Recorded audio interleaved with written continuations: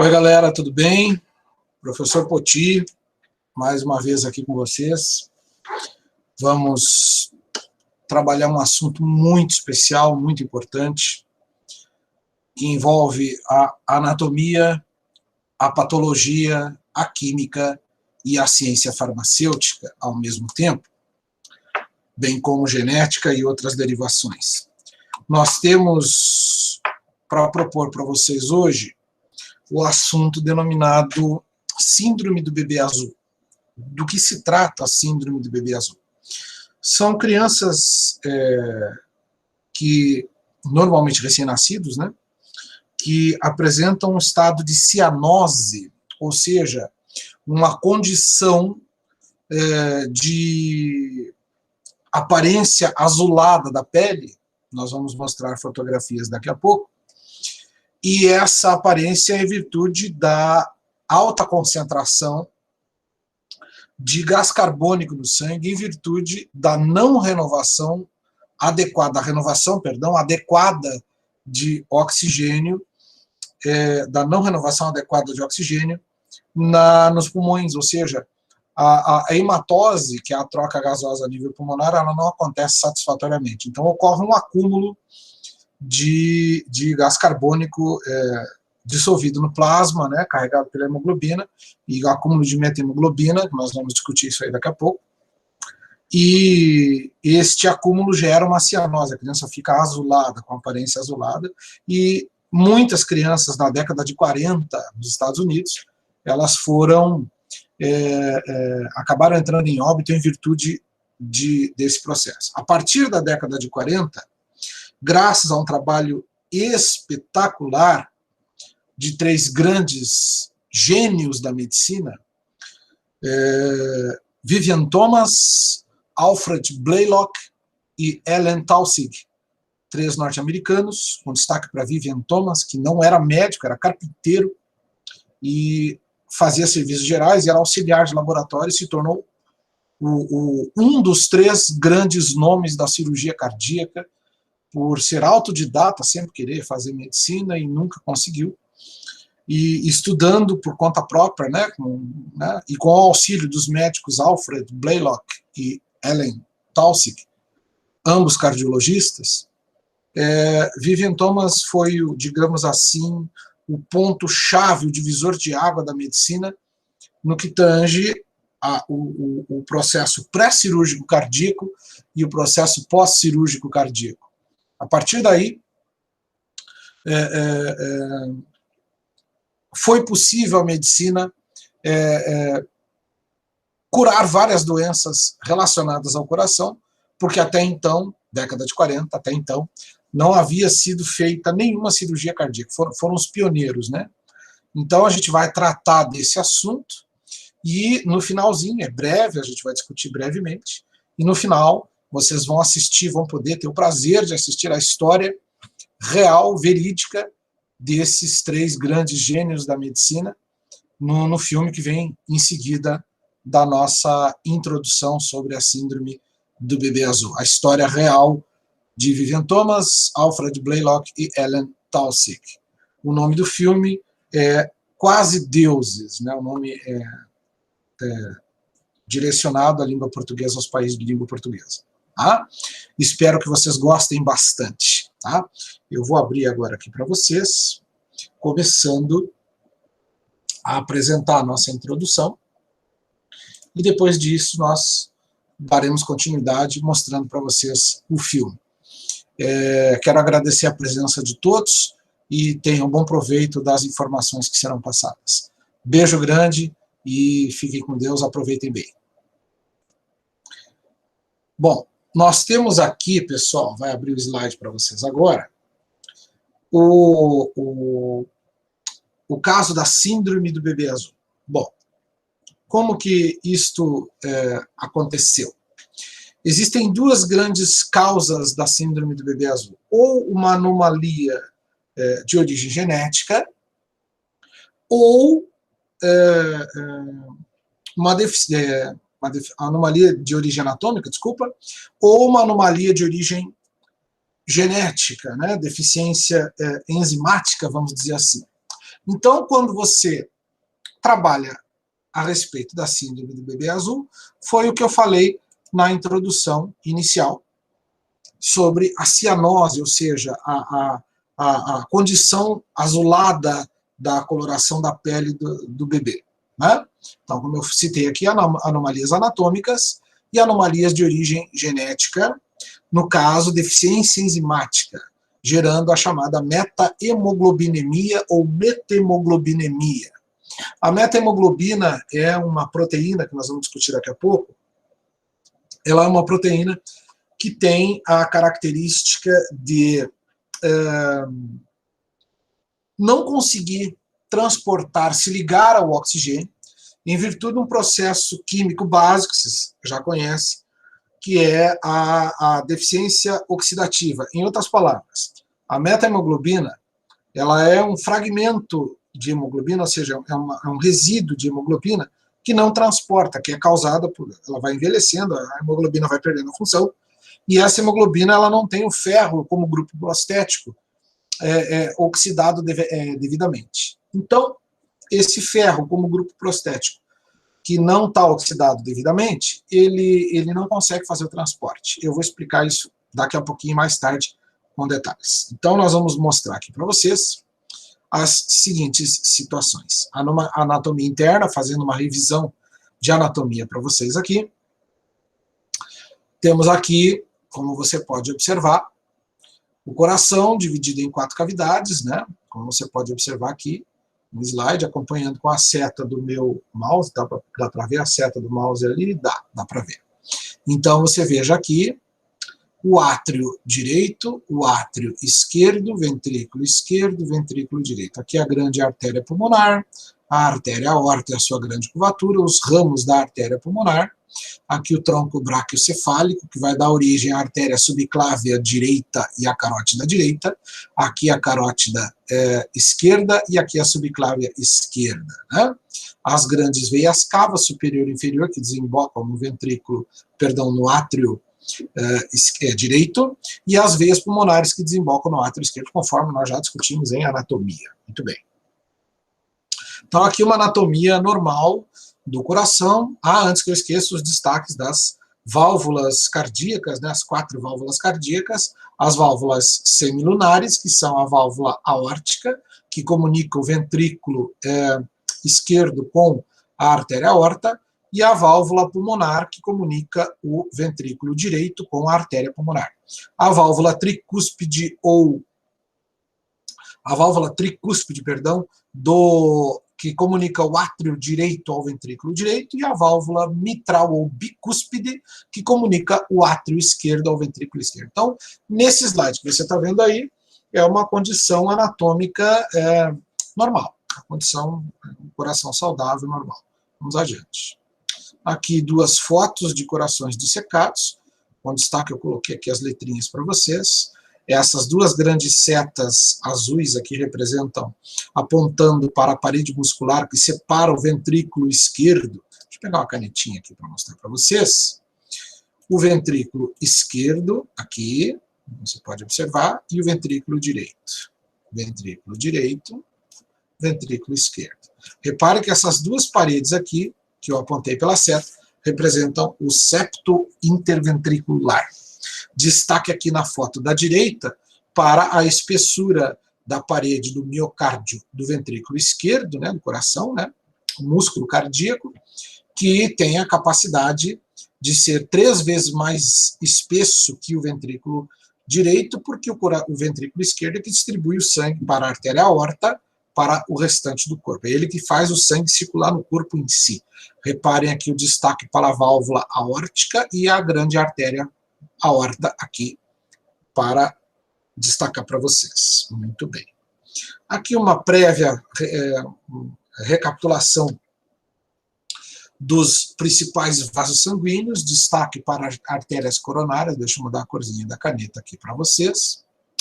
Então nós temos aqui a artéria coronária esquerda, a artéria coronária direita, a artéria interventricular anterior, a aorta, tronco braquiocefálico, as artérias carótidas, as subclávias, que passam debaixo da clavícula, por isso subclaves.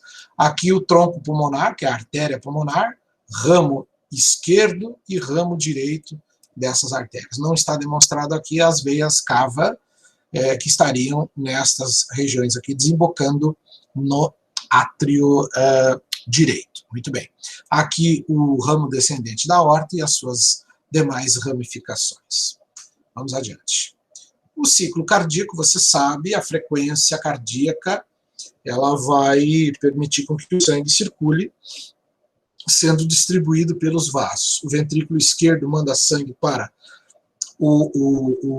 a artéria aorta, e a artéria aorta distribui esse sangue rico em oxigênio para o corpo inteiro.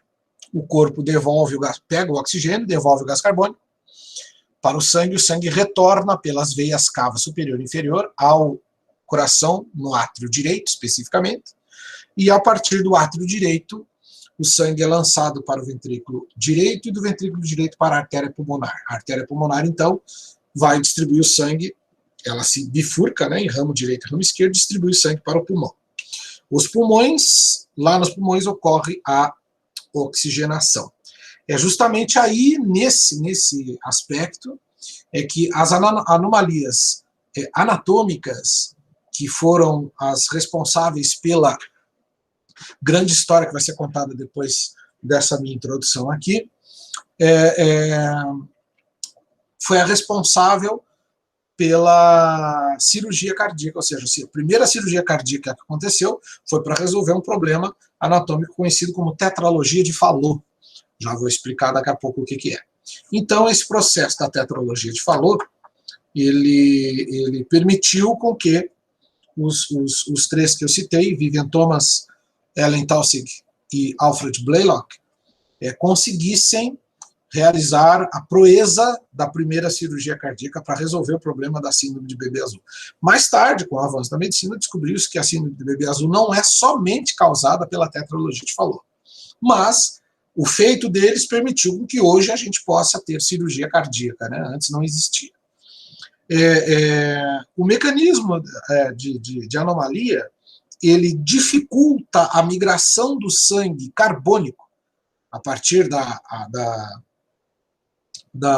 artéria pulmonar para os pulmões, para que ele sofra a hematose. Então, quando esse mecanismo de migração do sangue, a circulação pulmonar fica comprometida, o pulmão não consegue oxigenar todo o sangue, porque nem todo o sangue, nesse aspecto anatômico, né, com deficiência anatômica, nós vamos ver, são várias, são 5, na realidade, e esse defeito diminui o fluxo sanguíneo pulmonar, o que acarreta numa diminuição da evidente hematose, portanto, menor volume de sangue será oxigenado. E isso era uma característica que estava afetando muitas crianças na década de 40 nos Estados Unidos, né?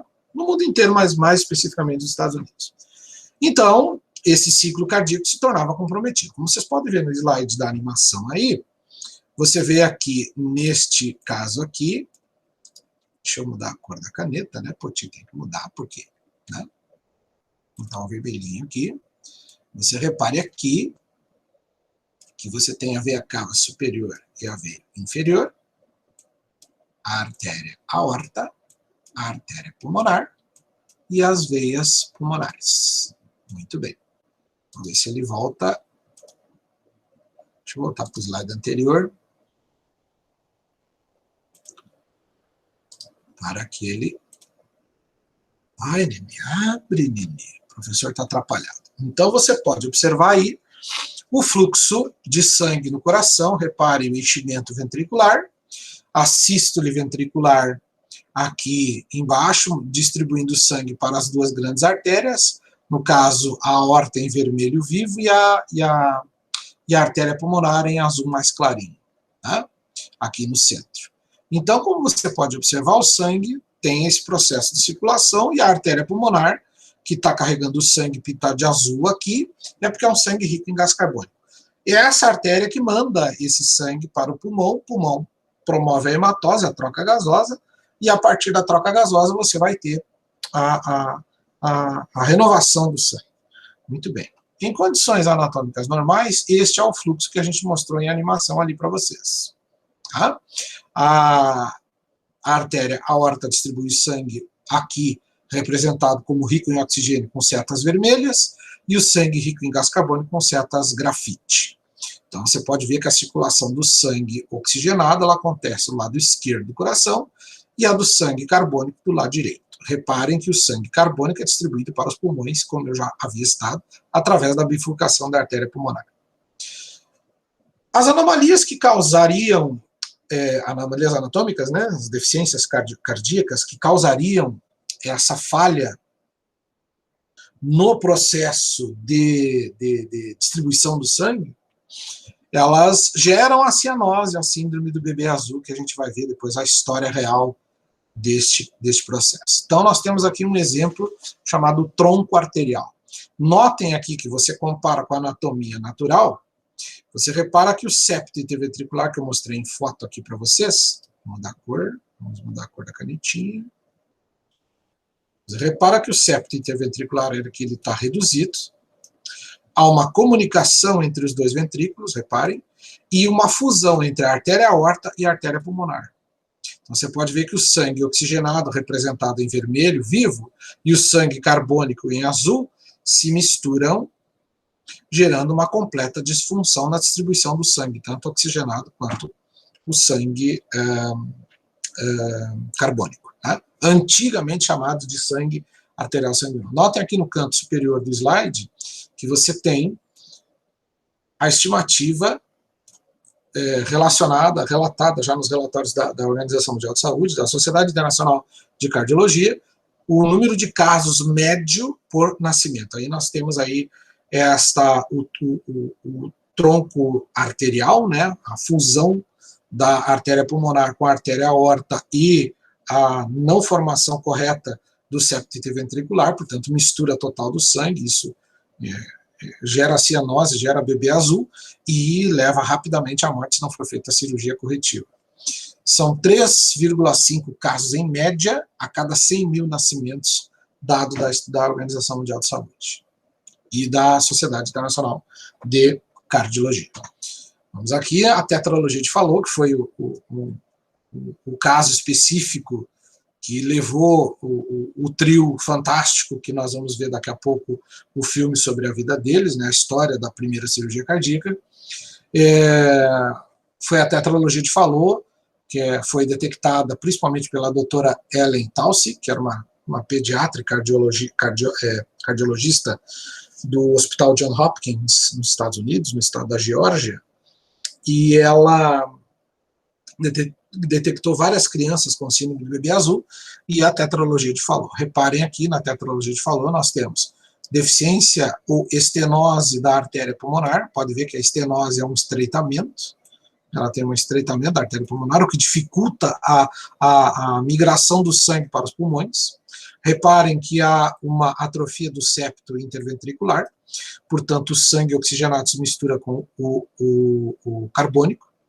Notem que quando o ventrículo esquerdo e o ventrículo direito se contraem, ele era para direito expulsar sangue para o pulmão e o esquerdo para o corpo. Repare que o sangue se mistura. Então o volume de sangue que vai passar para o pulmão é muito pequeno. Além do fato do sangue carbônico que estava chegando ao coração de volta, ele está vindo já contaminado. Contaminado que eu digo, né, não está totalmente, está se misturando com o sangue rico em oxigênio.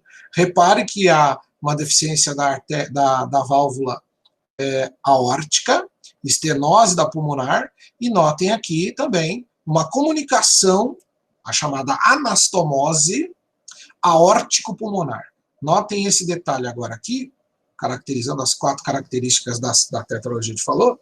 Repare aqui essa anatomose, anastomose, que é chamada de ducto arterial patente, ou seja, ocorre a comunicação dos sangues oxigenado e carbônico, como se não bastasse aqui, com estenose, com deficiência do septo, mistura dos sangues, comunicação interventricular, né? Terceira característica. E a 4ª característica, por isso tetralogia de Fallot, é uma anastomose, uma ponte de comunicação entre a artéria aórtica e a artéria pulmonar. Ou seja, o sangue que chega ao pulmão não consegue ser oxigenado de forma correta, quer dizer, há um desvio de rota, né?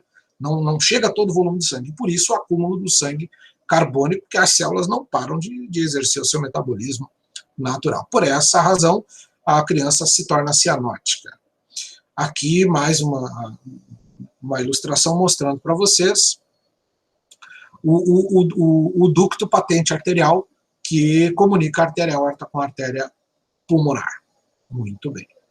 Uma outra característica que pode causar anatômica, né, uma deficiência anatômica, que é a atresia da válvula tricúspide, ou seja, a válvula tricúspide ela não se forma corretamente, e além disso o ventrículo é um só, não tem septo interventricular. Portanto, todo o sangue está misturado e é distribuído perdão, para as duas grandes artérias de forma misturada. Não pode dar certo, a criança não dura muito, tem que fazer cirurgia corretiva, é muito complicado. No caso da anomalia total das veias pulmonares, né, ela é causada por um retorno ineficiente. Em outras palavras, as veias pulmonares são 4, e as 4 vêm do pulmão, dos pulmões, 2 do lado direito e 2 do lado esquerdo, e essas 4 veias, elas desembocam no átrio esquerdo em condições normais. Aqui, na anomalia total do retorno das veias pulmonares, repare aqui que as veias pulmonares, elas não desembocam no átrio esquerdo. Não desembocando, deixa eu mudar a cor aqui, repare aqui, ó, as 2 veias pulmonares esquerdas e as 2 veias direitas. Repare que elas fazem um trecho posterior, perdão, na parte posterior do coração, e esse trecho joga sangue para uma ponte entre essas veias e elas voltam para o átrio direito. Quer dizer, está totalmente errado o processo circulatório aqui, né? Totalmente errado, quer dizer, o sangue, literalmente o sangue oxigenado não volta para o coração. É uma coisa muito séria, uma anomalia muito séria, e esse mecanismo também pode ser corrigido por cirurgia. Existem 9 casos dessa anomalia do retorno, anomalia do retorno das veias pulmonares em cada 100 mil nascimentos. Tá? Também causador de síndrome do bebê azul. A grande transposição dos grandes vasos, né, que vem a ser apenas uma das características que aparece na tetralogia de Fallot. Reparem aqui que a artéria aorta, ela se comunica com a artéria pulmonar, mas o detalhe importante é o seguinte, nessa transposição, a aorta, ela parte do ventrículo direito. E vocês sabem que a aorta, anatomicamente, ela parte do esquerdo.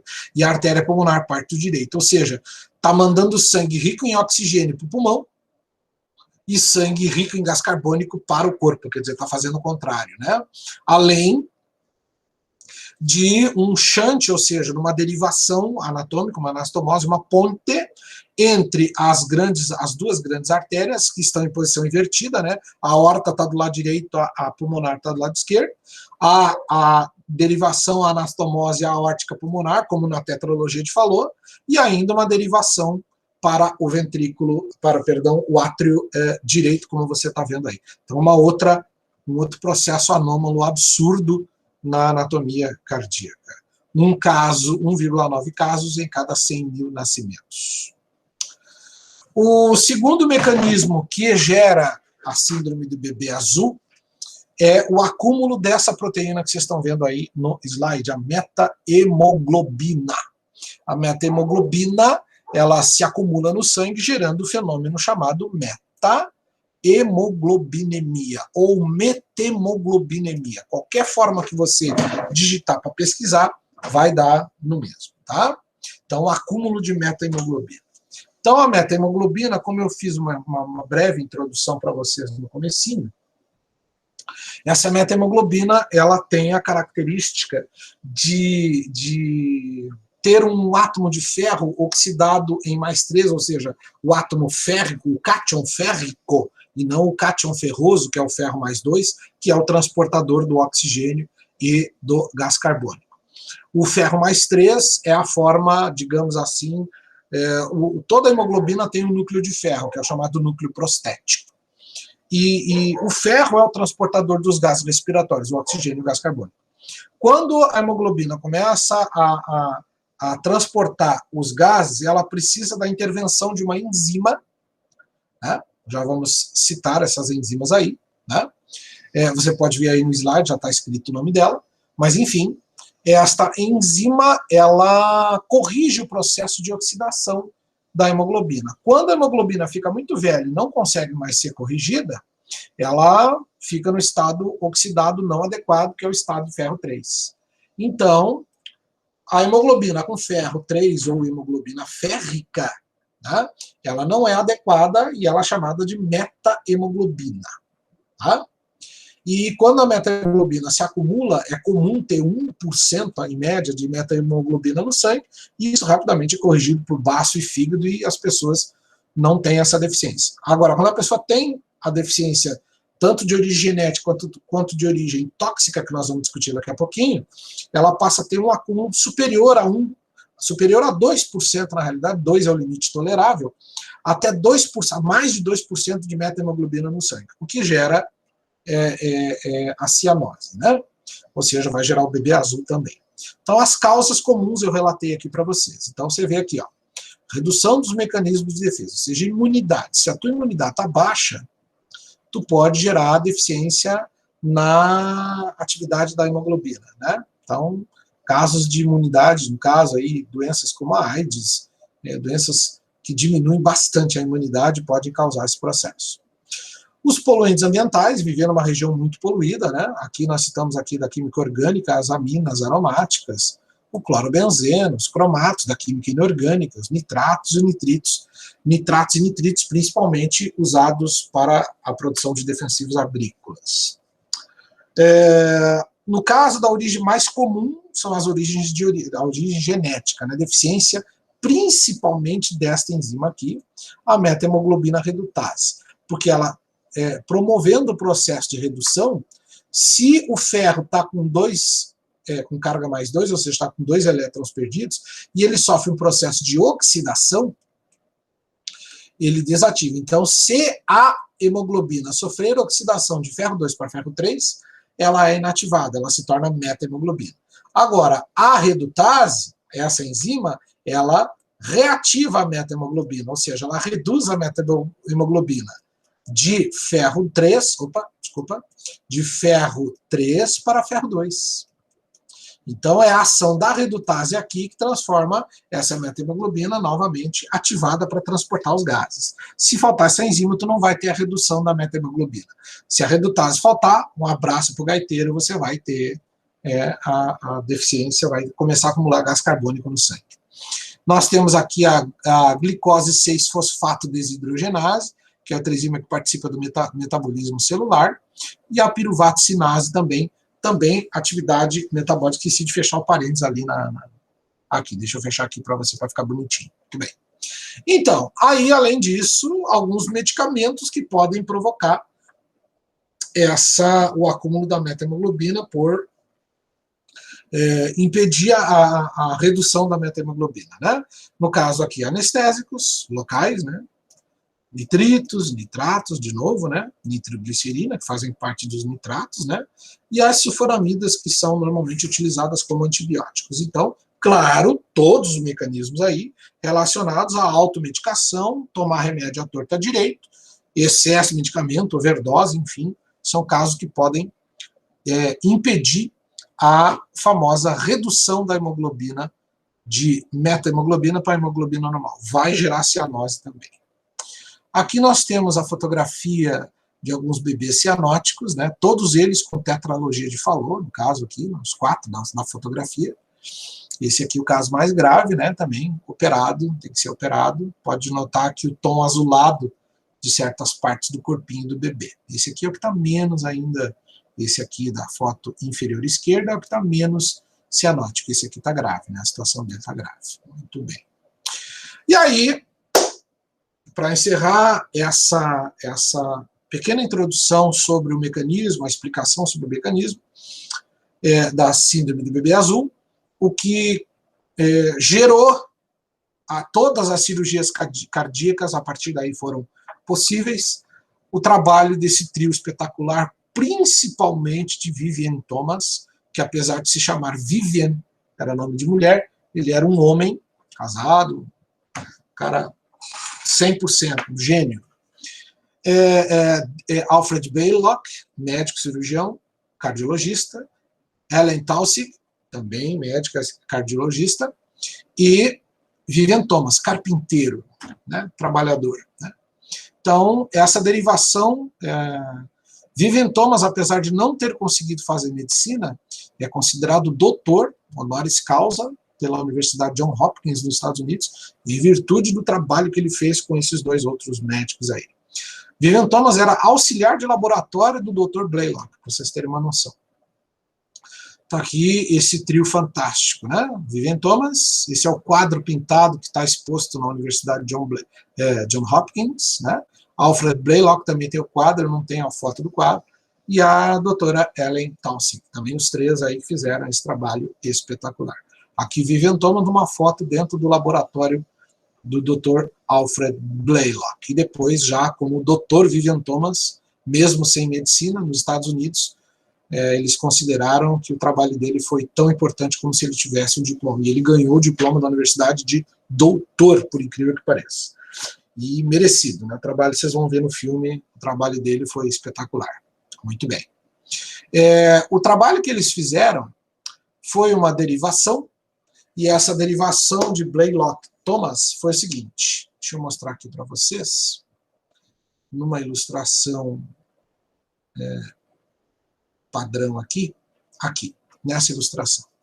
Eu vou pegar uma caneta preta aqui, de marca-texto, só para vocês saberem o procedimento que deu origem a todas as cirurgias cardíacas. A criança com tetralogia de Fallot, como eu já mostrei para vocês, ela tem desvio de rota e o volume de sangue que passa para o pulmão para ser oxigenado é menor.